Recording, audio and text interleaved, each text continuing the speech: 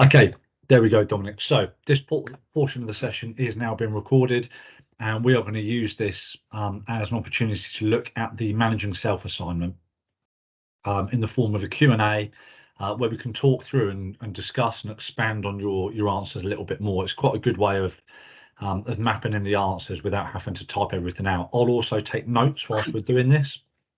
If you're happy to carry on with that. Sorry.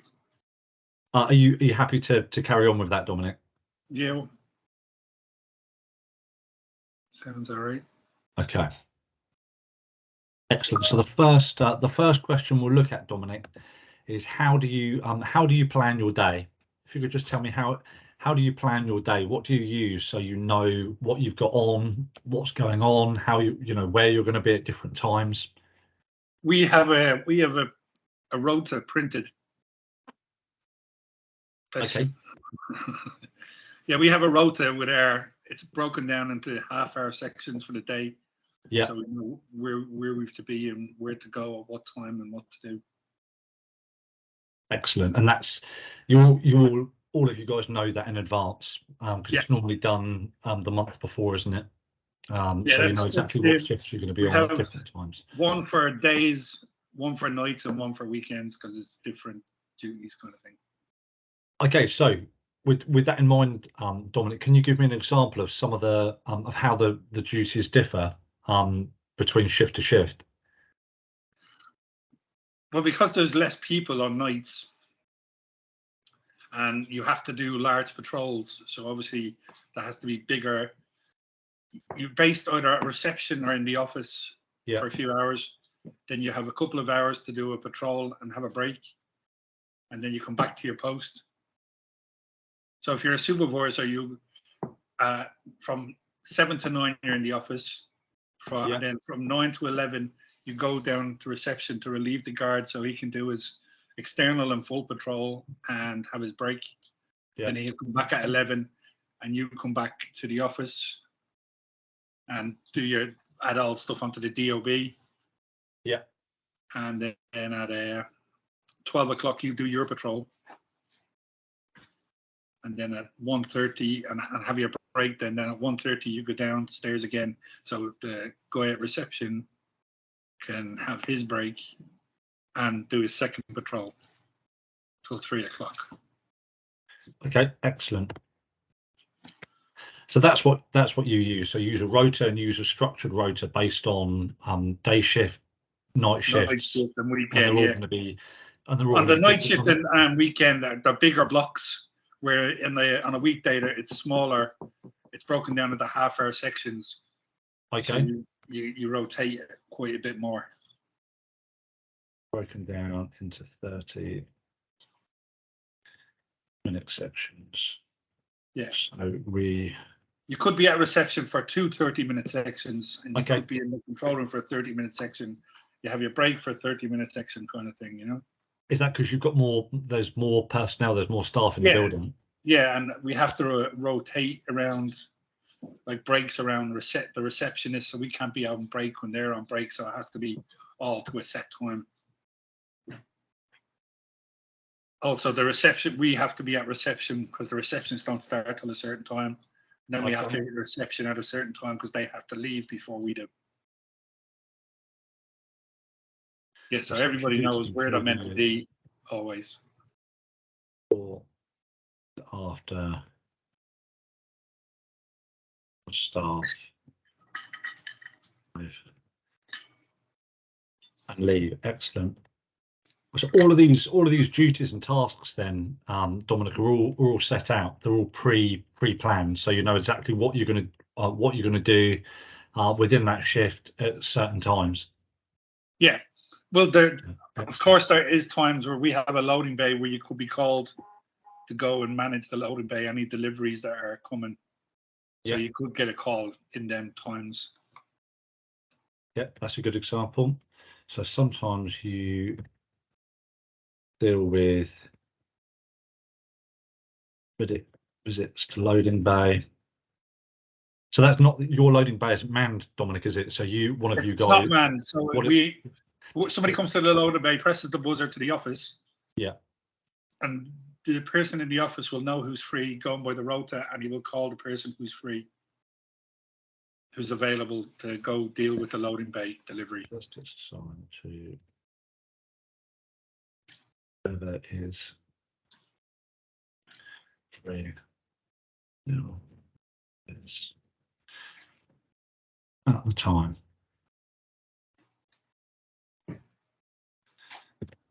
Yeah.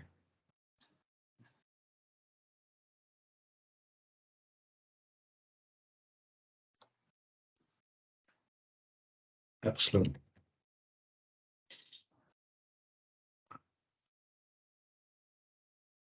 So it's contractors and suppliers for loading bay, Dominic, isn't it? When they contractors, suppliers, deliveries, food deliveries, just general deliveries, anything. That could be anything.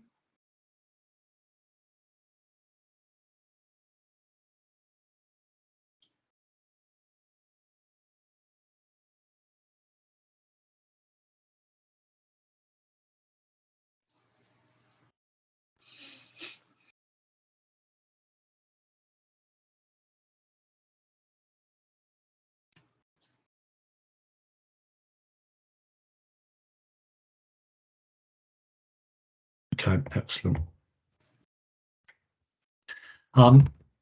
So just across the week, Dominic, is there certain, so if you were to do a day shift, for example, across like Monday to Thursday, let's say, would every day be the same, or, Yes. or there are certain days that are busier than others? Like obviously with your workplace, there's not residency, it's so occupants across the floors with the usually the start of the week is busier, then it gets quieter as the week goes on. Kind of Thursdays and Fridays will be quieter. Okay. So Fridays particularly quiet. So Thursdays and Fridays are quieter. So I'm just typing up these notes. If you hear me go quiet for yeah, I can see it on the screen. I'm just typing it up. So Thursday and Fridays are quieter with regard to people in the building, by businesses, as many staff in. Okay, so what would that? Does that mean anything for your operations, Dominic? For example, what I mean by that is, would you save certain tasks for like Thursdays and Fridays if you know you're going to get more time available, or is it your time literally just set out? It's literally the same every day. Okay. However,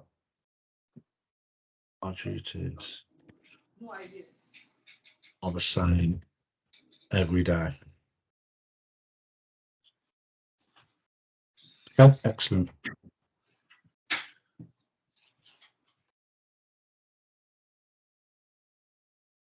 So so another example, Dominic, that I've had, that I've experienced myself when I've been at site is, so something's kicked off outside. For example, there's been protesters at like Bank of England, like throwing paint at the wall, and you guys have to go and deal with that, because it's part of your street, part of your area that you kind of look after. So what would happen in that scenario? For example, if you're halfway through a patrol, or if something like that happened, how would you deal with it? You stop what you're doing. You get called on the radio. You stop what you're doing and come back. Usually, if any protesters, we lock down the front. Yeah. And if it's previous, if we're given pre-warning, they could actually get another person in just to stay by the doors for the whole day. Okay. So usually you know in advance a lot of these things when they're going to happen. So we could just arrange for an extra guy to come in. Okay. So you can manage the. So we can go about a daily thing and just have somebody just watching the front door at all times. Excellent. With the key, so we can lock it straight away if need be.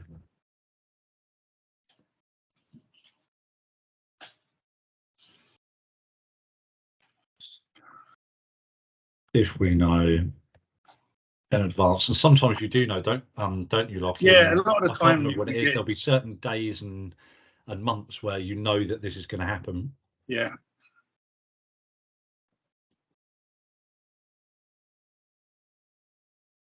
But if it's not, we just kind of stop what we're doing and come back to the front and look up.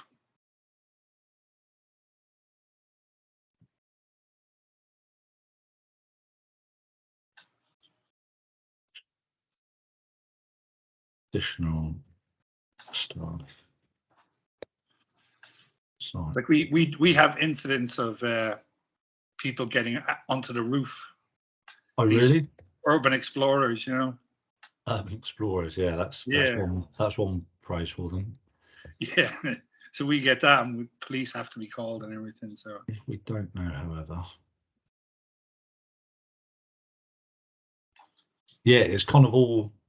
You all need to kind of leave what you're doing, and it's kind of all all hands to all hands. If somebody's on patrol and we hear that there's going to be a protest, we just stop what we're doing and come back to the front. Yeah, just keep an eye on the front doors. Yeah, it can be, yeah, it's interesting. So do you remember a couple of months ago in Bishopsgate, Dominic, a load of people, some people got stabbed, and it was to do with like bike theft. No, I didn't hear about that. Yeah, it was a couple of months. I can't remember when it was, before Christmas maybe. But it was literally outside 22 Bishopsgate building. I was in that building at the time when it happened. And it was trying to steal bikes outside. I don't know what it was. Somebody just stealing bikes, stealing phones, and people ended up like there was like literally fighting in the street. People getting stabbed.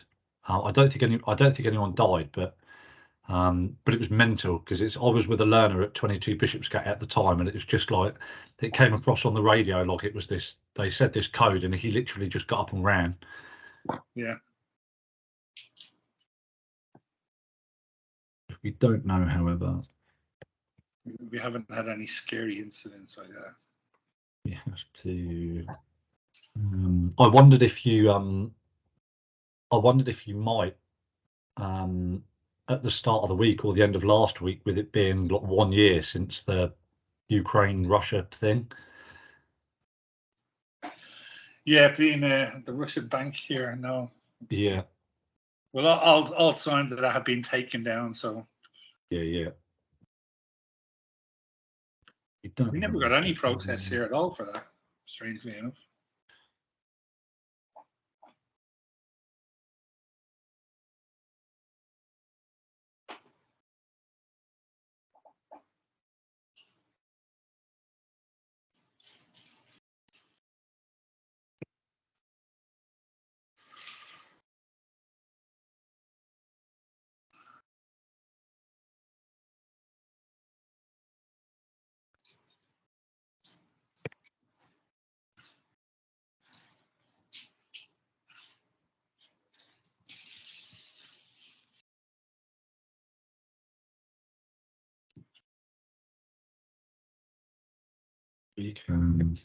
Okay, so my point in answering that question, asking that question, Dominic, would be if you're halfway through a patrol or you're just about to do something and something like that kicks off and happens, you'd have to reprioritize.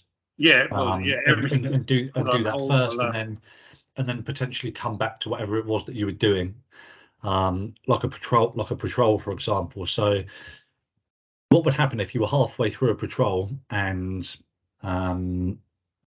something happened outside and you weren't able to finish that patrol or finish any of the tasks that you'd planned to do, and if it were to then get to the end of shift, for example, because I'm assuming you would then reallocate time or just get them done or reprioritize your time in terms of getting the task done. If you can't do the patrol, you can't do the patrol. That's just the way it is. Yeah. You try to get it back in, but if you can't, you can't. No. And that's the point, isn't it? And that you then reprioritize exactly what's emergencies are the priority, isn't it? Yeah. Exactly. So if that got to the end of shift, Dominic, would you then include that within handover details? Yeah, we'd have. Well, if it was something happened out of the ordinary, you'd have to write a report and it'd be put on the DOB anyway. Yeah. And we have to do it weekends and out of hours. We have an end of shift report anyway, so anything like that would have to be added onto it and explained.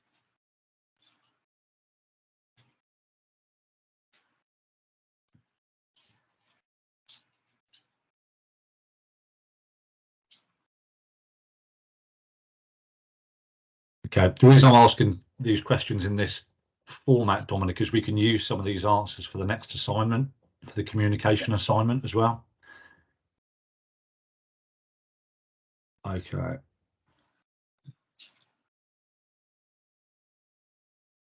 So that is how you spend your time effectively, managing time of others. What management tools?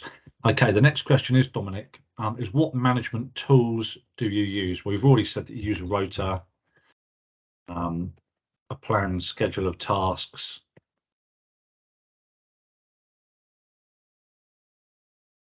roster shift, day and week.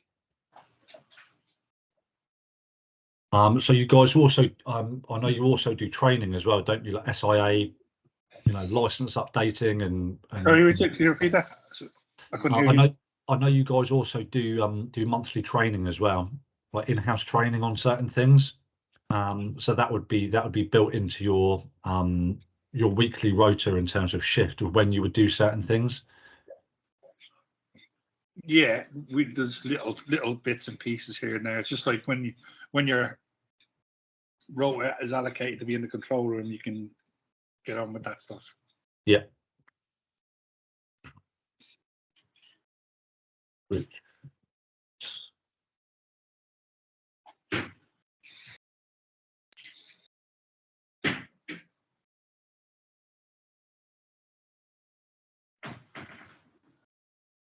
A lot of the training, online training stuff I've been doing, it's out of hours, nights and weekends. Yeah. Because it's easier. Time management is key.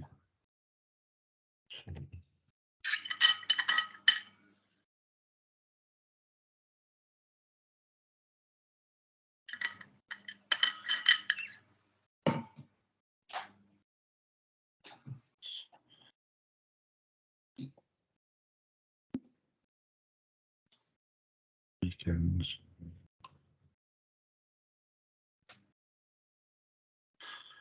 Night shifts. Okay, excellent. Okay, so other management tools, Dominic, I'm going to talk to you about two different management tools now as well, just for a little bit of teaching and learning. So there's one tool called it's called the Eat That Frog method. So it's got a really funny name, but it's basically, and it's called Eat That Frog, the ABCDE of time management. And it's based on the principle that any A tasks are kind of your most important tasks that you have to get done during the shift or during the day. Those are the ones that you have to ensure that you have time for and that have to be completed. B and C tasks are the ones that you're going to try and get done if possible. But if you don't get them done, then you're going to have to make them what we call a D task. So you're going to have to then delegate them to other people. If you don't get them done during your shift, you're going to have to delegate and allocate them as tasks to do by for the next person coming on to shift. Does that make sense? Yeah.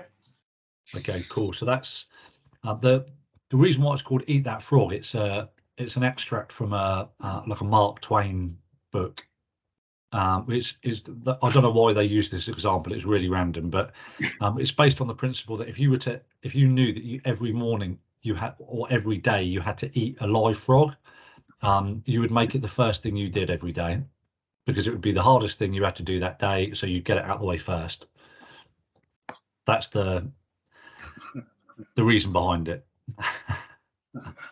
Okay, the next one is called what we call an Eisenhower matrix, Dominic, as well. So an Eisenhower matrix, and again, if you've got it up on the computer, you can Google this, and it's basically it's a little square diagram that allows you to put tasks in order of prioritization. So in terms of a thinking process, you can pigeonhole or put a task or an idea into the box to make sure you get an idea of, you can measure its importance basically, or how quickly you have to do it. So if you think of a box that has prioritizing. Yeah, exactly that. So if you think of a box with 4 different sections, now the first one is something that is urgent, a task that's really urgent and important. Now that can be broken down into 2 things. It can either be urgent and important and you have to do it right now, or it could be urgent and or really important, but you can't do it now, so you set aside time for it later on in the day. Like doing an end of shift report, for example. There'd be no point in you doing that in the first hour of the shift, because it's almost going to be irrelevant.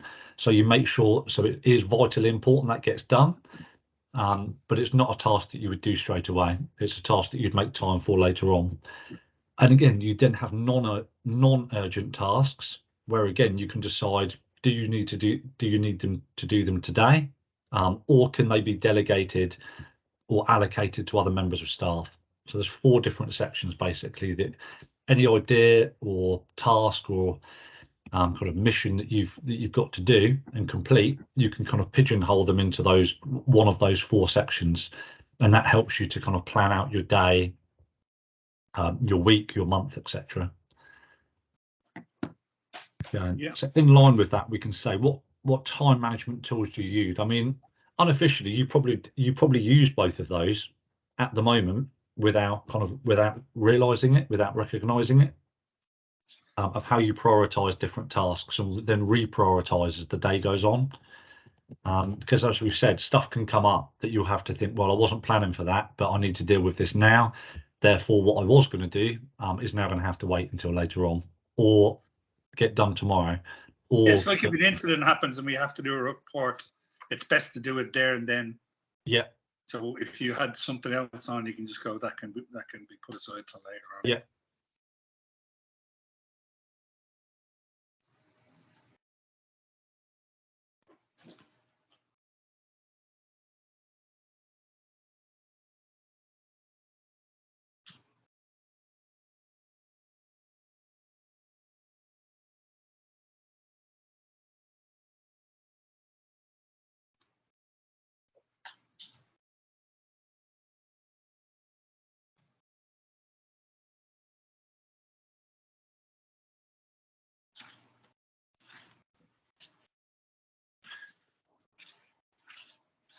Okay, excellent.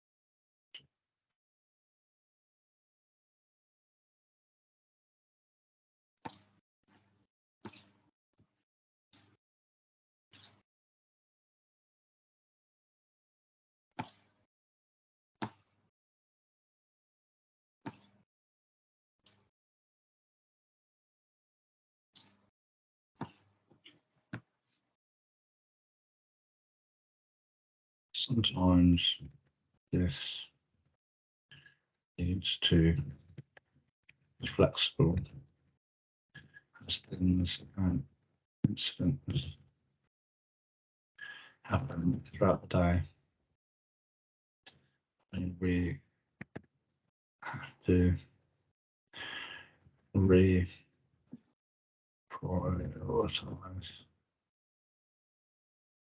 and replan. For example, if an incident occurs, then it's best to deal with it there and then. Okay, cool. Yeah, and another thing, things that can be put off, it's like we get from Banking Hall, they'll send in a lot of dates for events they have that need to be added to the diary, and if that comes in the daytime, it's usually passed on for the night shift because it's not exactly important to be done. Okay, excellent. So that's not going to be a priority in the day. No, so it's usually passed on to the night shift. They have a little bit more time on their hands. which they don't like. So events planning is something we hand over to night shift staff. To add to the diary. We'll have more time to add to the diary. Okay, that's a really good example.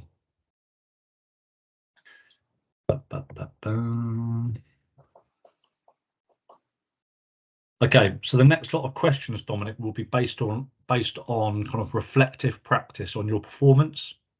So how you reflect on things, you know, look at certain tasks and performance elements in terms of, you know, I think that went well, I used the right approach, or sometimes, you know, what can you learn from this in terms of would I do the same approach again, or would I do it differently? That kind of stuff, and based on feedback as well. So think about any instances or times where you've received feedback and what you've done with that feedback. So like from an annual, I don't know whether you guys have like annual performance reviews with Tom or with other line managers, kind of, or whether you have like quarterlies or monthly kind of one-to-ones with managers to give feedback, receive feedback, things like that. It happens now and again, but it's not a set thing really. Yeah. As long as I've been here anyway.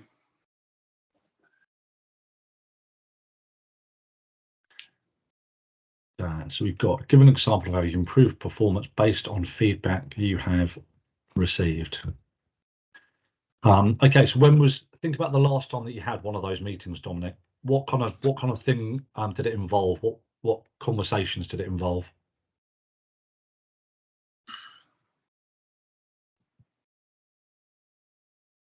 Can't even remember.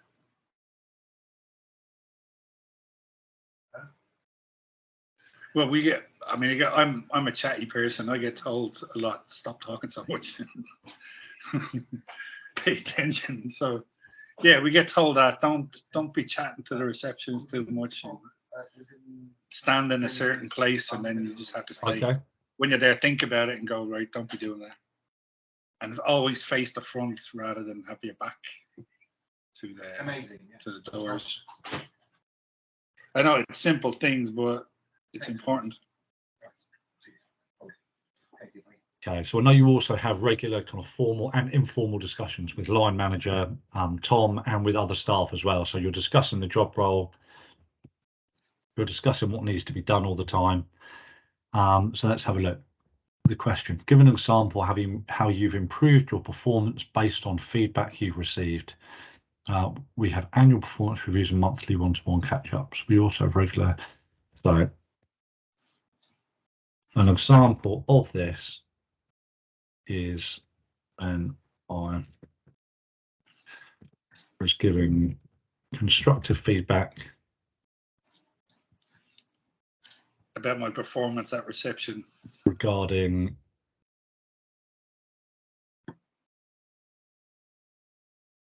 being stationed at reception. The feedback included being distracted.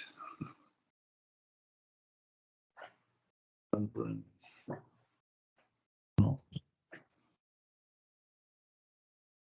to get this. Can't type. Not to get distracted.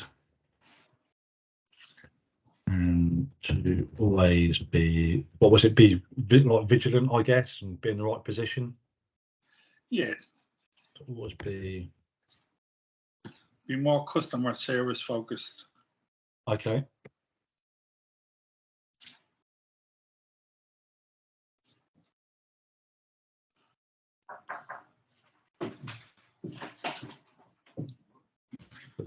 To people like entering the building, I guess. Yeah, be like meet and greet.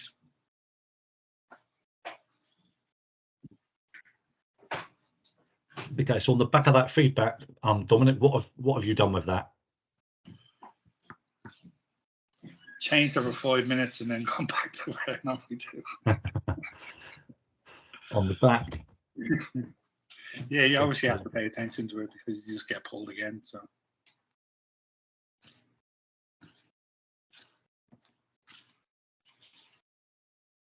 System doing requested. Okay.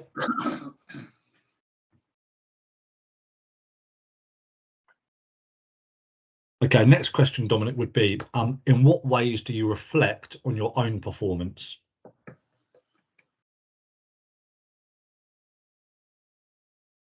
So do you ever take time, for example? Yeah, it's like what I said to you there when you're pulled and told, listen, at the reception, you're not doing what you're supposed to do. You get annoyed. I get annoyed because that's just me. But then you sit and think about it and go, yeah, it's probably right, you know. Take time to review my performance.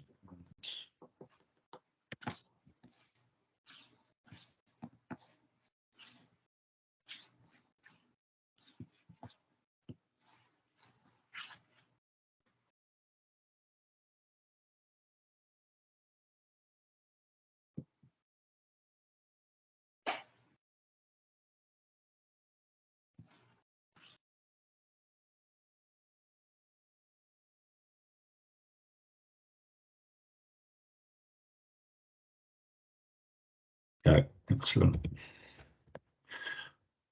Right, I can't remember whether we've done this or not, Dominic. I think we have, but at the start of the course, you might have done like a 360 SWOT analysis where you rate your skill set out of like 5. And Tom or another member of staff would have done that for you as well. So I'm also going to put this in 360 SWOT. I've heard of that, so I might have done it. It does ring a bell. Something we can use to facilitate consideration.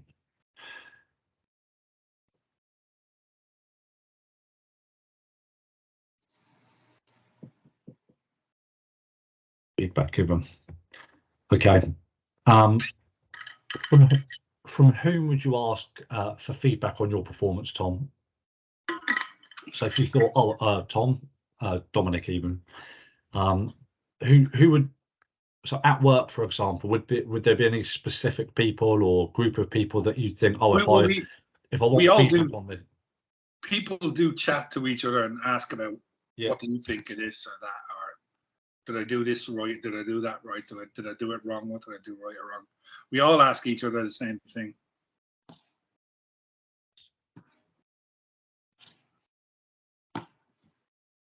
But I'd say most of the time it's your direct supervisors that you're working with. All the staff ask and give each other feedback on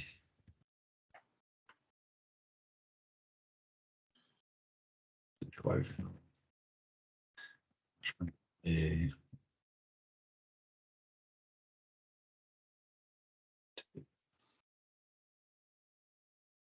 Then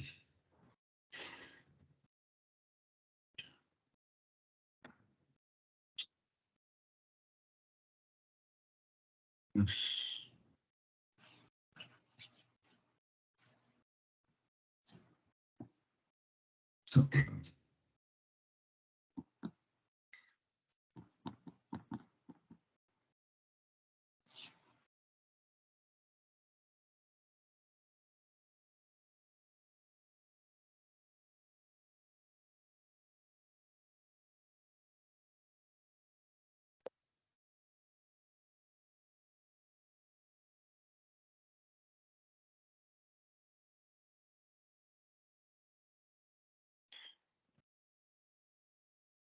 Line manager.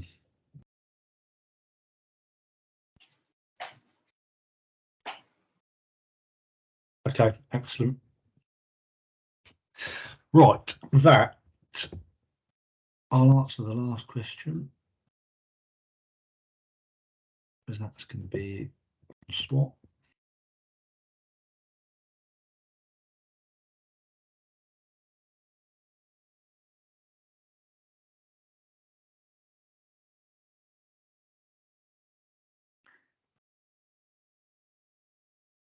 Okay, so there's a few more questions on that, Dominic, that will cover the next time I come to site, and we'll get this assignment finished.